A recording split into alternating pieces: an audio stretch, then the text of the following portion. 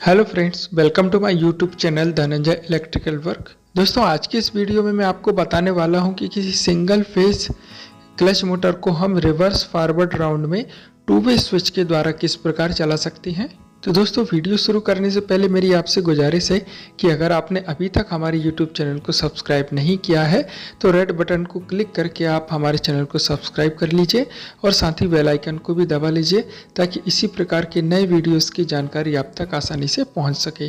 तो चलिए दोस्तों, शुरू करते हैं वीडियो को।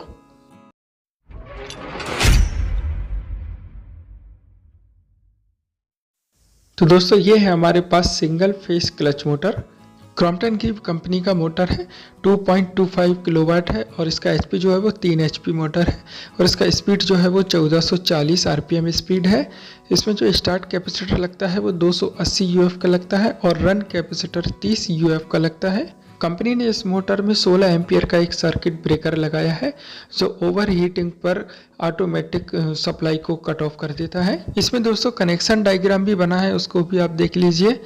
यहाँ पर देखिए एक रेड लीड है जिसमें स्टार्ट कैपेसिटर और रन कैपेसिटर दोनों जुड़े हुए हैं और दूसरी साइड ये ब्लैक और ब्लू कलर की लीड है जो इसका कॉमन कनेक्शन बनाते हैं।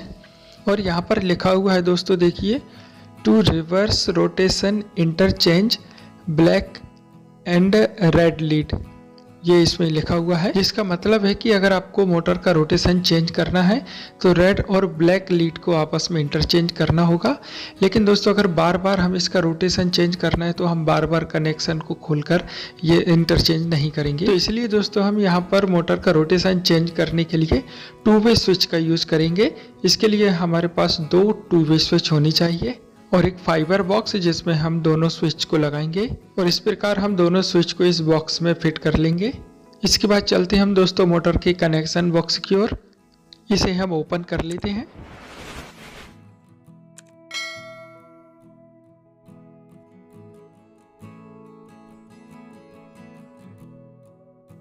ओपन करने के बाद देखिए दोस्तों, इसमें कुछ एक्स्ट्रा वॉशर और स्क्रू निकलते हैं। ये मोटर का सर्किट ब्रेकर है जो ओवर हीटिंग पर पावर सप्लाई को कट ऑफ कर देता है। और यहाँ पर देखिए दोस्तों, ये जो 2 टर्मिनल है, इन 2 टर्मिनल पर हमें पावर सप्लाई देनी होती है, जिसमें से ये वाला जो टर्मिनल है इसमें रेड लीड के साथ ये वाइट कलर और येलो कलर की जो लीड है, ये दोनों कैपेसिटर की लीड है जो इसके साथ जुड़ी हुई है।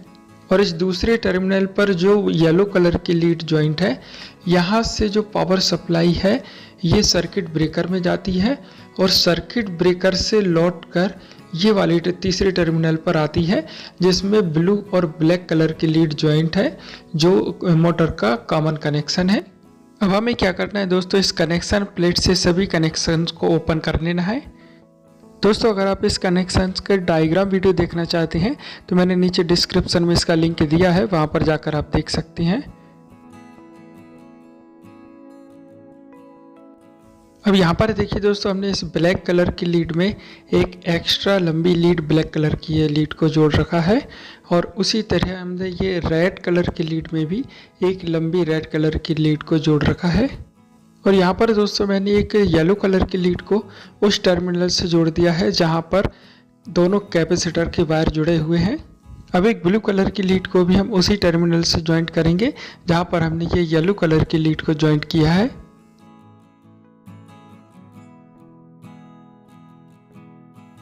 अब इसमें दोस्तों जो ब्लू कलर की लीड होगी ये मेन पावर सप्लाई के लिए होगी और जो येलो कलर की लीड है वो दोनों कैपेसिटर की सप्लाई के लिए होगी। अब दोस्तों दूसरे ब्लू कलर की लीड को हम उस टर्मिनल से ज्वाइंट करेंगे जहां पर ये सर्किट ब्रेकर का येलो वायर कनेक्ट होगा।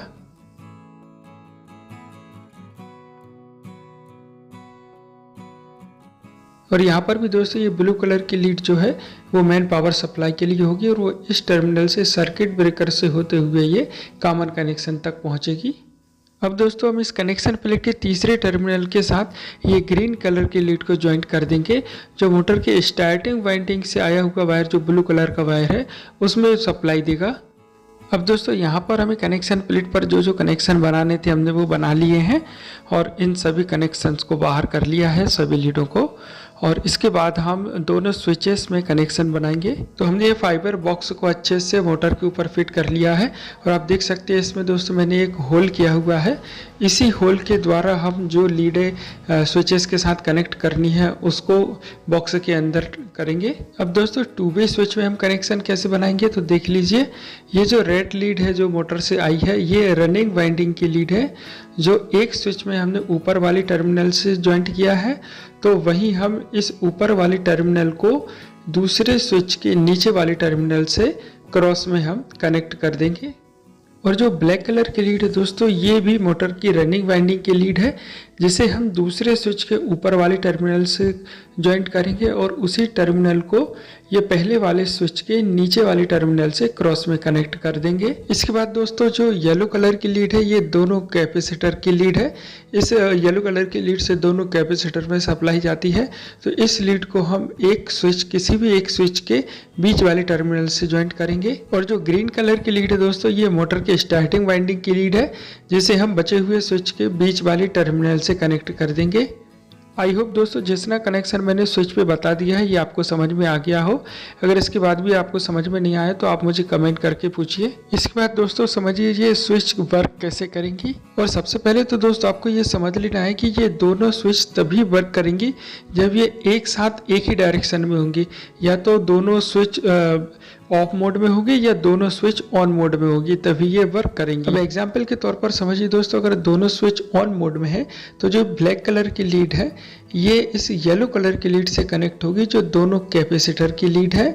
और यहाँ पर दोस्तों ये रेड कलर की जो रनिंग वाइंडिंग की लीड है ये इस स्टार्टिंग वाइंडिंग की ग्रीन कलर की लीड से कनेक्ट होगी। तो ये यहाँ पर रेड कलर का जो कॉमन कनेक्शन है वो ग्रीन कलर की लीड से बनेगा। इसी के अपोजिट दोस्तों अगर ये दोनों स्विच ऑफ मोड में है तो ये ब्लैक कलर की लीड का जो जॉइंट बनेगा वो इस ग्रीन कलर की लीड से बनेगा। तो यहाँ पर ये कॉमन मोटर का जो कॉमन है वो चेंज हो जाता है और रेड कलर की लीड का जो कनेक्ट होगा वो येलो कलर की लीड से कनेक्ट होगा जो दोनों कैपेसिटर की लीड है।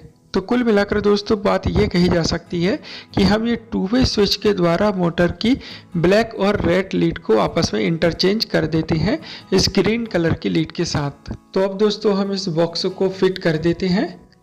और दोस्तों इस प्रकार के कनेक्शन में ये बात का ध्यान रखना है दोस्तों कि जब भी हमें मोटर का डायरेक्शन चेंज करना है तो दोनों बटन को एक साथ एक ही डायरेक्शन में होना जरूरी है। और दोस्तों यहाँ पर हमने जो 2 ब्लू कलर की लीड को ज्वाइंट किया था, इन्हीं 2 लीडों से हम पावर सप्लाई इस मोटर में देंगे। अब यहाँ पर देखिए दोस्तों मैंने ये अपना देसी जुगाड़ में लगा दिया है। मैंने फाइबर की 2 पत्तियों को इन दोनों बटनों से चिपका दिया है फेविक्विक से, ताकि कोई भी बटन बंद चालू ना रह जाए। जब भी हम किसी एक ही स्विच को ऑन या ऑफ करेंगे तो दूसरी स्विच उसके साथ ऑटोमेटिक ऑन या ऑफ हो जाएगी। तो चलिए दोस्तों अब हम अपने कनेक्शंस को टेस्ट कर लेते हैं। तो मोटर की दोनों ब्लू कलर की लीड में हमने सप्लाई लीड को ज्वाइंट कर दिया है और इन दोनों स्विच को अभी हमने ऑफ मोड में रखा है। तो देखिए दोस्तों दोनों स्विच को ऑफ मोड में रखने पर हमारा जो मोटर है वो एंटी क्लॉकवाइज राउंड में घूम रहा है। और अब हम दोस्तों दोनों स्विच को ऑन मोड पे करते हैं और फिर देखते हैं कि मोटर कौन से डायरेक्शन में घूमेगा। तो देखिए दोस्तों दोनों स्विच को ऑन मोड में करने पर जो हमारा मोटर है वो क्लॉकवाइज राउंड में घूमने लगा है। तो दोस्तों आप मुझे कमेंट करके जरूर बताइएगा कि ये वीडियो आपको कैसा लगा। और जो दोस्त हमारे चैनल पर वीडियो पहली बार देख रहे हैं उनसे मैं गुजारिश करूंगा कि वो हमारे चैनल को सब्सक्राइब कर लीजिए और साथ ही बेल आइकन को भी दबा लीजिए ताकि आने वाली नई वीडियोस की जानकारी आपको मिल सके। तो मिलते हैं अगले वीडियो में। थैंक यू दोस्तों।